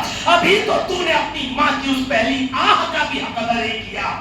جس کا مقام, جس کا مرتبہ اتنا بلند ہو, اس کو تم شراب کے نشے میں کیسے ماں بہن کی گالیاں دے دیتے ہو اور کیسے گوارا کر لیتے ہو اس کے ساتھ सामने अपना शराब पिया हुआ थोपड़ा उसके सामने लाने के लिए कैसे तुम्हारी जमीन गवारा कर लेते हैं। ये कहता है कि अल्लाह ये जमीन फट जाती है और मैं जमीन के अंदर धंस जाता, मैं अपना कौन सा चेहरा लेकर अपनी बेटी के सामने जाऊं। फिर उसने घर में रखी हुई शराब की सारी बोतलों को तोड़ दिया। नौजवानों याद रखना, मुस्नद अहमद की रिवायत याद रखना, उसने शराब की सारी बोतलों को तोड़ दिया। शराब हराम नहीं हुई है अभी भी, लेकिन शराब की बोतलों को तोड़ रहा है और कह रहा है इलाहुल आलमीन, आज मैं तुझे गवाह बनाकर कहता हूं, आज के बाद मैं शराब को हाथ नहीं लगाऊंगा। आय अल्लाह, आज मैं तुझे गवाह बना के कहता हूं कि मैं शराब को हाथ नहीं लगाऊंगा। मेरी बीवी मौजूद है, ये गवाह है, मैं तेरी इज्जत और जलाल की कसम खा के कहता हूं, आज के बाद मैं शराब को हाथ नहीं लगाऊंगा, शराब नहीं पीऊंगा। नौजवानों, जब शराब हराम नहीं हुई थी, एक गलती कर बैठा एक आदमी, उस गलती का एहसास देखो, उस आदमी ने, उस सहाबी ने शराब की ऐसी तौबा की है कि अपनी बीवी को गवाह बना के रब के इज्जत और जलाल की कसम खा के कह रहा है कि मैं शराब को हाथ नहीं लगाऊंगा। जब हराम नहीं हुई थी तो लोग उसका नुकसान देखकर उसको छोड़ दिया करते थे, हमारे नबी ने तो इसको हराम कर दिया। शराब बतौर दवा के भी इस्तेमाल नहीं कर सकते हो। हजरत उमर फारूक रज़ियल्लाहु ताला अन्हु ने कहा, अल खम्रु दारुन लैसा बिदवाइन, शराब खुद एक बीमारी है, ये खुद एक बीमारी है, ये दवा नहीं हो सकती है। जब शराब खुद एक बीमारी है तो बीमारी से बीमारी का इलाज नहीं होता है, नापाकी से नापाकी का इलाज नहीं होता है, पेशाब से कपड़ा नहीं धुला जाता है, गंदे और नापाक पानी से कपड़ा पाक नहीं होता है। शराब खुद एक बीमारी है, इससे कोई दूसरी बीमारी सही नहीं हो सकती है। बीमारी से बीमारी सही नहीं होती है मेरे भाइयों। इसी जैसे नापाकी से कपड़ा साफ नहीं होता है, पेशाब से कपड़ा नहीं धुला जा सकता है, ऐसे ही शराब से आप बीमारी दूर करेंगे नहीं, आपको थोड़ी देर के लिए रिलैक्स तो मिल जाएगा, सुकून तो मिल जाएगा, लेकिन इतनी देर में आपके फेफड़ों पर क्या असर होगा, आपकी किडनी पर क्या असर होगा, आप उसको नहीं जानते। सहाबाए किराम ने मटकों के मटके तोड़ दिए, हमसे वो सिगरेट नहीं छूटती, वो शराब छोड़ दिए। और रमजान के महीने में किसी तरह कोशिश करते हैं सुबह से लेके शाम तक छोड़ने की, तो इमाम साहब को गाली देता है आदमी, बुरा समझता है। जब वो मगरिब में अगर थोड़ी सी लंबी सूरत पढ़ा दें, कमीने दिन भर का भूखे थे, अभी इफ्तार करके लत लगी हुई है बीड़ी सिगरेट की, और आप यकीन मानना इफ्तार के बाद नमाज पढ़ के मस्जिद के बाहर निकलेगा, घर में खाना नहीं खाएगा, सबसे पहले बाहर निकल के ही वो बस धुआं निकालना शुरू कर देगा, सिगरेट और बीड़ी पीना शुरू कर देगा। मेरे भाइयों, आप इसको क्या समझ रहे हैं? ये उसी के कबील से है, उसी के। ये अलग बात है कि शराब, बीड़ी, सिगरेट सबकी अलग अलग नौयतें हैं, लेकिन इसका यह मतलब नहीं है कि आप इसको जायज करार दे देंगे। नहीं, आपको मैं एक ऐसा वाकया बताने जा रहा हूं, उस वाकये को आप सुनेंगे तो इबरत हासिल करिएगा। चलिए, वो वाकया है हजरत कुदामा इब्न मज़ऊन का। बहुत मशहूर सहाबी गुजरे हैं और बहुत लंबी उम्र पाए हैं। ये वाकया जरूर सुनिएगा। कुदामा इब्न मज़ऊन रज़ी अल्लाह ताला अन्हु ने बड़ी लंबी उम्र पाई। ये नबी अकरम का भी जमाना देखे, ये हजरत अबू बकर सिद्दीक का भी जमाना देखे, हजरत उमर फारूक का भी जमाना इन्होंने देखा। हजरत उमर फारूक के जमाने में ये काफी बूढ़े हो चुके थे, इनकी उम्र 80-90 को भी क्रॉस कर चुकी थी, काफी बूढ़े हो चुके थे ये। कुदामा इब्न मज़ऊन, साहबी का नाम याद रखिएगा, कुदामा इब्न मज़ऊन अपने बेटों से कहते थे कि चलो मुझे सहारा दो, और बेटे जब उनको सहारा देते थे तो उनके कांधे पर हाथ रखकर ये मस्जिद में जाया करते थे नमाज पढ़ने के लिए। एक दिन कुदामा इब्न मज़ऊन रज़ी अल्लाह ताला अन्हु को, हजरत कुदामा इब्न मज़ऊन रज़ी अल्लाह ताला अन्हु को रात में शदीद दर्द हुआ और दर्द ने उनको बेचैन कर दिया, दर्द ने बेचैन कर दिया। لوگوں نے کہا کیا کیا جائے، آج کل کا طرح موبائل کا اور فون کا زمانہ نہیں تھا کہ فوراً ہاسپٹل میں فون کے ڈاکٹر صاحب آ رہے ہیں، ذرا ہمارے ابو کی طبیعت بہت خراب آ گئی ہے، ایمرجنسی وارڈ پر۔ یہ ساری سویدھائیں، یہ ساری فیسلٹیز نہیں تھی اس زمانے میں۔ کریں کیا؟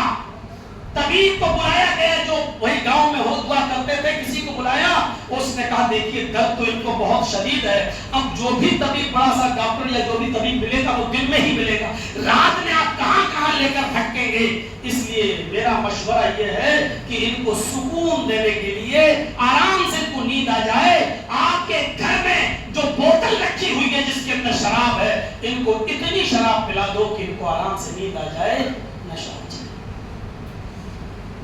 بیٹوں نے بھی اس میں کوئی مذائقہ نہیں سمجھا، سوچا درد ہے کرا رہے ہیں، چلو اٹھاؤ۔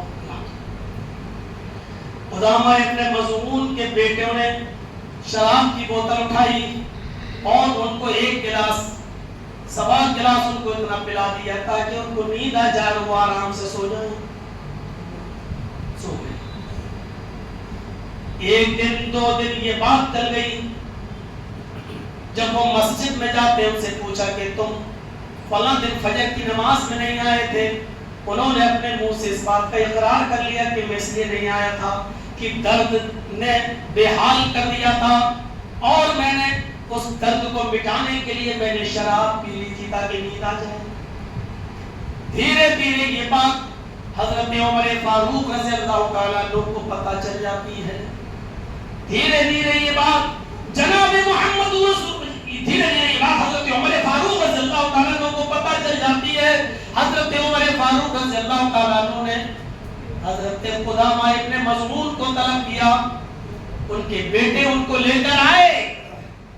اے قدامہ، میں نے سنا ہے ایسا ایسا، لیکن تحقیق کرنا ضروری تھا، کیا یہ سچ ہے کہ تمہارے درد ہو رہا تھا؟ کہا ہاں۔ کیا یہ سچ ہے کہ تمہیں تمہارے بیٹے نے شراب پلائی؟ قدامہ ابن مظعون نے فرمایا کہ بالکل یہ صحیح بات ہے، اس درد کو مٹانے کے لیے، اس تکلیف سے بچنے کے لیے، چونکہ رات تاریک تھی، اندھیری تھی، کہیں جا نہیں سکتا تھا، مجبوری تھی، اس لیے میں نے شراب پی لی۔ حضرت عمر فاروق کی عدالت سے فیصلہ سنایا گیا، اے قدامہ، 40 کوڑے تمہارے مارے جائیں گے، کیونکہ شراب تم نے حالت ہوش میں پی ہے۔ کہا کہ میں نے تو مجبوری میں پی ہے۔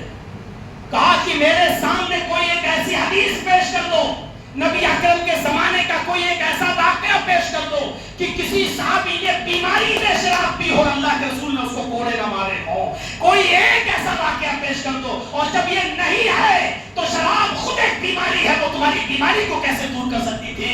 نہیں، تمہیں کوڑے مارے جائیں گے، فلاں فلاں دن کے لیے کوڑے کھانے کے لیے تیار ہو جاؤ۔ حضرت قدامہ ابن مظعون چلے آئے اپنے گھر پر۔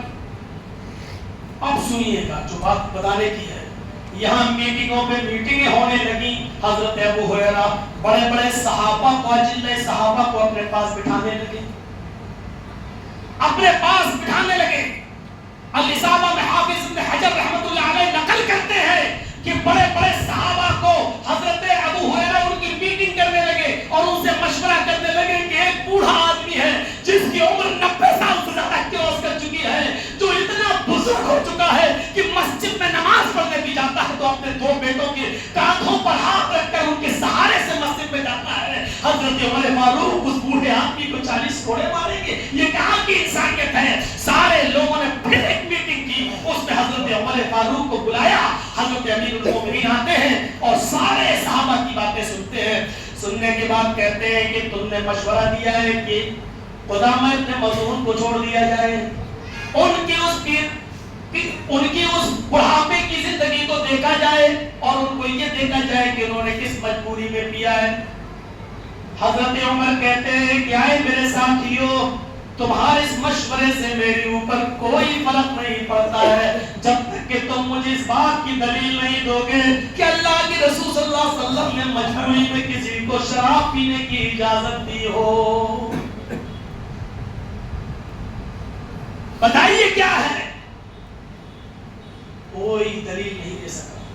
حضرت عمر فاروق فرماتے ہیں اب میں اپنے آنکھوں کے سامنے ان کو کوڑے لگواؤں گا، اور اس لیے لگواؤں گا کہ کل قیامت کے دن اللہ رب العالمین اگر کہیں مجھ سے سوال کر لے کہ یہ مقدمہ تیری عدالت میں آ گیا تھا، پھر تو نے ان کے اوپر حد جاری کیوں نہیں کی، اور اگر میں ان پر رحم کر دوں تو کہیں مجھے عدل و انصاف کے خلاف کہیں فیصلہ کرنے پر یا ہمیں حد نہ جاری کرنے پر کہیں اللہ مجھے جہنم میں داخل نہ کر دے۔ اب حد جاری ہو کر رہے گی، مجھے حد جاری کرنے سے کوئی نہیں روک سکتا۔ قدامہ ابن مظعون کو لایا گیا، 90 سال کے اس بزرگ کو لایا گیا، حضرت عمر فاروق نے 40 کوڑے ان کے اوپر بھی لگوائے اور اپنی آنکھوں کے سامنے لگوائے، اور 4 جلادوں کو متعین کیا، ایک سے کہا 10 کوڑے تم مارو گے پھر ہٹ جاؤ گے، دوسرے سے کہا تم 10 کوڑے مارو گے تم ہٹ جاؤ گے۔ 4 جلادوں نے 10 کوڑے مارے، 40 کوڑے حضرت قدامہ ابن مظعون کو مارے گئے۔ قدامہ ابن مظعون کا جسم لہو لہان ہو گیا، ان کے پیشاب کے راستے سے بلڈ آنا شروع ہو گیا۔ پھر ان کو گود میں ان کے بچے لائے، اور اس کے بعد ان کے بچوں نے قدامہ ابن مظعون کو بستر پر رکھا، لٹایا۔ اس کے بعد حضرت قدامہ ابن مظعون کا خود بیان ہے کہ جب تک میری زندگی رہی ان کوڑوں کے کھانے کے بعد میں مسجد میں جانے کے لائق نہیں رہ گیا۔ پھر جتنی بھی نمازیں میں نے پڑھی وہ بیٹھ کے پڑھی اور اپنے بستر پر پڑھی، اس لیے کہ ان کوڑوں کے بعد میرے اندر اتنی طاقت نہ رہی کہ میں بستر سے اٹھ سکوں اور میں جا سکوں۔ مجھے بتانا صرف اتنا ہے میرے بھائیوں کہ یہ شراب اتنا بڑا جرم ہے کہ اس جرم کو دیکھتے ہوئے اس حضرت عمر فاروق نے اس 90 سال کے بوڑھے کو بھی نہیں بخشا، اور انہوں نے بھی بیماری میں مجبوری میں یہ یوں کہہ لو کہ سکون کے لیے انہوں نے شراب پی لی تھی کہ مجھے نیند آ جائے، لیکن 40 کوڑے ان کے اوپر بھی مارے گئے، ان کو بھی پڑے، اور اس کی وجہ سے ان کے پیشاب میں بلڈ آنے لگا، وہ بستر پر لیٹے رہے۔ اس کے بعد ان کی آخری نماز بھی اسی بستر پر رہی، آخری سانس اسی بستر پر رہی۔ میرے بھائیوں، یہ نوجوان نسل ان واقعات کو سننے کے بعد کیسے شراب کا خون اتار سکتی ہے، جبکہ اس کی نسبت اسلام سے جڑی ہوئی ہو، مسلمان سے جڑی ہوئی ہو، قرآن سے جڑی ہوئی ہو، اس کے رسول جناب محمد رسول اللہ سے جڑی ہوئی ہو، اپنے آپ کو نبی کا امتی کہے، اپنے آپ کو اسلام کا ماننے والا کہے، اپنے آپ کو قرآن کا شیدائی کہے، اپنے آپ کو مسلم کہے، اور شراب پیے، بیڑی سگریٹ اور تمباکو کھائے، نشہ آور چیزیں استعمال کرے۔ میرے پیارے ساتھیوں، ذرا تصور کرو کہ کیسے وہ برداشت کر سکتا ہے کہ اپنی نسبت اسلام سے بھی رہے اور یہ ساری کی ساری چیزیں وہ استعمال بھی کرتا رہے، اسلام پر بھی فرق نہ پڑے، اس کے مسلمان ہونے پر بھی فرق نہ پڑے۔ یہ تمام چیزیں ہیچ ہیں، نہیں ہونی چاہیے۔ ابھی وہ صحابی کا واقعہ سنے نا آپ، جس نے نشے کی حالت میں اپنی بیٹی کا ہاتھ پکڑ لیا تھا، اور اللہ کے نبی صلی اللہ علیہ وسلم نے کہا، وہ ترمذی کی روایت ہے آپ کے سامنے آئی ہوگی کہ اللہ کے نبی نے فرمایا تھا کہ میری امت اور بنی اسرائیل ایک ہی دروازے سے داخل ہوگی، کوئی فرق نہیں ہوگا ان دونوں کے درمیان۔ بنی اسرائیل اور میری وہی زمانہ میری امت پر بھی آئے گا جو بنی اسرائیل پر آیا تھا۔ لَيَأْتِيَنَّ عَلَىٰ أُمَّتِي مَا أَتَىٰ عَلَىٰ بَنِي إِسْرَائِيلَ حَتَّىٰ إِن كَانَ مِنْهُمْ مَنْ أَتَىٰ عَلَىٰ أُمِّهِ تو لَكَانَ فِي أُمَّتِي مَن يَصْنَعُ ذَلِكَ۔ میرے بھائیوں، اللہ کے نبی نے فرمایا کہ بنی اسرائیل اور میری امت برابر ایک ہی نقش قدم پر چلے گی، کوئی بڑا چھوٹا نہیں ہوگا۔ یہاں تک کہ بنی اسرائیل میں اگر کوئی شخص اپنی ماں کے پاس اعلانیہ آیا ہوگا، اعلانیہ جس نے اپنی ماں کے ساتھ زنا کیا ہوگا، اعلانیہ چوراہے پر سب کے سامنے اگر اس نے اپنی ماں کے ساتھ زنا کیا ہوگا، لَكَانَ فِي أُمَّتِي مَن يَصْنَعُ ذَلِكَ، تو میری امت پر بھی قیامت اس وقت تک نہیں آئے گی جب تک کہ میری امت کے لوگ بھی اپنی ماں کے ساتھ اعلانیہ زنا نہ کریں۔ ماں کے ساتھ زنا کون کرے گا؟ بہن کے ساتھ زنا کا دروازہ کیسے کھلے گا؟ یہی منحوس چیز شراب ہوگی جو آپ کو عقل زائل کر کے آپ کو ماں تک پہنچائے گی، آپ کو آپ کی بہن تک پہنچائے گی۔ اور آپ یہ مت سوچو کہ ایسا زمانہ نہیں آئے گا، یہ زمانہ آ چکا ہے۔ مراد آباد کا سچا واقعہ ہے، فیصلہ ہی کرنے ہم لوگ گئے تھے مراد آباد میں، ایک لڑکی تھی، نام نہیں بتاؤں گا اس علاقے کا، نہ اس کا نہ اس کے باپ کا، وہ ضروری بھی نہیں ہے۔ میرے بھائیوں، اس بچی کی شادی نہیں ہوئی تھی، لیکن اس کی پستان سے دودھ آنا شروع ہو گیا. عورتوں میں تو راز کتنا مضبوط ہوتا ہے تو آپ جانتے ہی ہیں. جب آس پاس کی عورتوں نے جب محسوس کیا اور دیکھا تو یہ جنگل میں آگ کی طرح پھیل گئی. اسی لیے بہت زیادہ راز نہیں بتانا چاہیے, اپنی بیوی تک کو بھی نہیں بتانا چاہیے. آپ نے اس گاؤں کا واقعہ سنا ہے, ایک آدمی تربوز کاٹ کے لایا تھا, آدھا تربوز, اور اس کو دوپٹے میں لپیٹ لیا تھا اور گھر میں لایا تو اپنی بیوی سے کہا یہ کیا ہے. بیوی نے پوچھا بتاؤ یہ کیا ہے, سفید دوپٹہ لال ہو گیا کیا ہے. یہ دشمن تھا میرا, اسی گاؤں میں رہتا تھا, میں نے اس کی گردن کاٹ دی ہے. کہنا نہیں کسی سے, رات ہوگی ہم اس کو پھینک کے آئیں گے کہیں ندی میں تالاب میں, کسی سے کہنا نہیں تم. ارے نہیں تم میرے شوہر میں کیسے کہہ دوں گی تمہارے بارے میں. اچھا اس کو رکھ تو رات میں پھینک دیا نا, ٹھیک ہے. اب محلے کی عورتیں تو آتی جاتی ہیں, ان کو کون روک لے گا بھائی گھر میں آنے سے. ایک عورت آئی, اس کی نظر پڑ گئی, یہ کیا ہے. اس کی بیوی بولی چپ, کسی سے کہنا نہیں. کیوں چپ کیا ہے. ارے میرا آدمی کسی کی گردن کاٹ کے لایا, رات ہوگی تو پھینکا تو کسی سے کہنا نہیں. مغرب کی اذان بعد میں ہوئی, پولیس پہلے آ گئی اس کے گھر پر, پورے گھر کی تلاشی لی. کون آدمی مارا گیا, کون آدمی کیا ہوا, کس کی قتل کر گیا. اس نے ہنستے ہوئے کہا صاحب قتل کسی کا نہیں کیا, دوپٹے میں تربوز دے دیجیے. اس نے اٹھایا, پھر کیا ہوا. کہ میں دیکھنا چاہتا تھا کہ عورتیں پیٹ کی کتنی مضبوط ہوتی ہیں. تو آج مجھے اندازہ ہو گیا ہے کہ اب کون سی بات اپنی بیوی کو بتانا چاہیے اور کون سی نہیں بتانا چاہیے, اور بیوی کتنی پیٹ کی مضبوط. فطرت ہے, نہیں روک پاتی ہے, وہ نہیں کنٹرول کر پائے گی. میرے پیارے ساتھیوں ذرا تصور کیجیے, یہ اس عورت کا جب اس بچی کے جب دودھ آیا, پستان سے آنا شروع ہوا تو محلے میں آگ لگ گئی. اور جب اس کو مجبور کر کے وہاں کے سرپنچ نے پوچھا تو اس لڑکی نے بتایا اس کا دوشی, اس کا ذمہ دار میرا باپ ہے, اس کا ذمہ دار میرا باپ ہے. میرے بھائیوں جب ایک لڑکی کی بات عام ہو جائے تو پھر اس کے رشتے میں کتنی دقت ہوتی ہے. پھر ہم اور جماعت کے کچھ لوگوں نے مل کر اس لڑکی کا رشتہ کہیں کروایا, لیکن بھائی جس طریقے کا رشتہ چاہیے تھا اس طریقے کا نہیں مل پایا.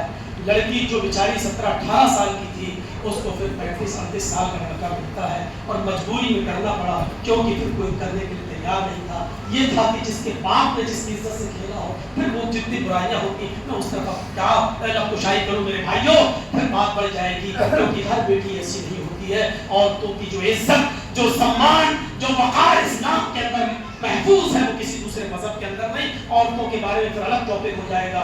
میں میرے بھائیوں 10 منٹ رہ گئے, 9 بجنے میں 9 منٹ. میرے بھائیوں اس سے آگے ہم اور نہیں پڑھ پائیں گے. نوجوانوں میں پھر آپ سے کہنا چاہتا ہوں کہ یہ جو ہے ماں بہن بیٹیوں کی عزت سے کھیلنے کے لیے یہ شراب ہمیں مجبور کرے گی. اس کو چھوڑیے, اور بیڑی سگریٹ پان تمباکو ان سے ہمارے سامنے تو کوئی آدمی بیڑی بھی پی لے اور اس کا دھواں بھی آ جائے تو ہم کو چکر آ جاتا ہے.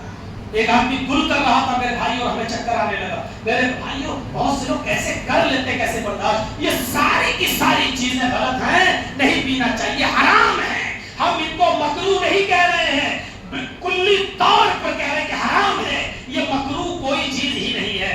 حرام مکروہ تو پھر حلال ہو گئی ہے. مکروہ کا مطلب کیا, دل چاہے تو کھا لو, نہ چاہے تو چھوڑ, پھر تو حلال ہو گئی ہے وہ چیز, وہ تو حلال ہو گئی. آپ کے دل پر, ہمارے دل پر اسلام نہیں اترا ہے کہ جو آپ کا دل چاہے وہ کر لو. ایک بار ہمارے نبی نے کہہ دیا تھا اپنی بیویوں نے سلام مشورہ کر کے کہا آپ کے منہ سے مغافیر کی بدبو آ رہی ہے, تو اللہ کے رسول نے کہا اچھا آج کے بعد میں شہد نہیں پیوں گا, شہد مجھ پر حرام ہے, نہیں پیوں. اللہ تبارک و تعالیٰ نے پوری آیت نازل فرما دی, لما تحرم ما احل اللہ لک. اے نبی آپ کون ہوتے ہیں اس چیز کو حرام کرنے والے جس کو اللہ نے حلال کر دیا ہے. کسی بھی حرام کو حلال نبی بھی نہیں کر سکتا, کسی حلال کو حرام نبی بھی نہیں کر سکتا. اس لیے جو چیز حرام ہے اس کو مکروہ مت کہو. آپ مجھے بتائیے, یہ تو مانتے ہی ہو کہ بیڑی سگریٹ پان تمباکو فضول خرچی ہے, چلو یہ تو مانتے ہی ہو فضول خرچی ہے. بھائی کون کہے گا بیڑی سگریٹ, ایک سگریٹ آج 20-25-30 روپے کی پڑ رہی ہے, 10 روپے سے کم کی کوئی سگریٹ نہیں آ رہی ہے, آپ 10 روپے صرف دھواں نکالنے میں خرچ کرتے ہیں, فضول خرچی ہے نہیں. آپ ہی بتائیے فضول خرچی کرنے والوں کو قرآن نے کیا کہا, ان المبذرین کانوا اخوان الشیاطین, فضول خرچی کرنے والے شیطان کے بھائی ہیں. اب یہ مجھے بتاؤ کہ شیطان کا بھائی بننا حلال ہے یا حرام؟ مفتی صاحب کہیں گے مکروہ ہے. شیطان کا بھائی بننا حلال ہے یا حرام؟ ہم جیسے مولوی دو ٹوک کہتے حرام.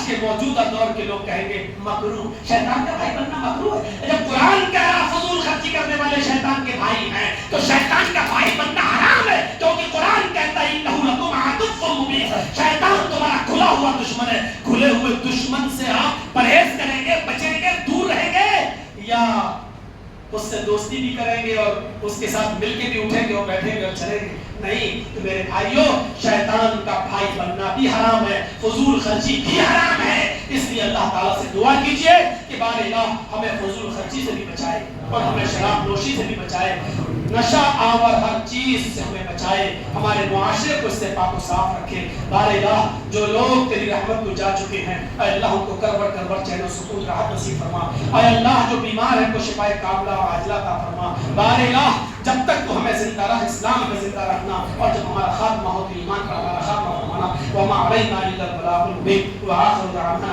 ان الحمد للہ رب العالمین۔ السلام علیکم ورحمۃ اللہ وبرکاتہ۔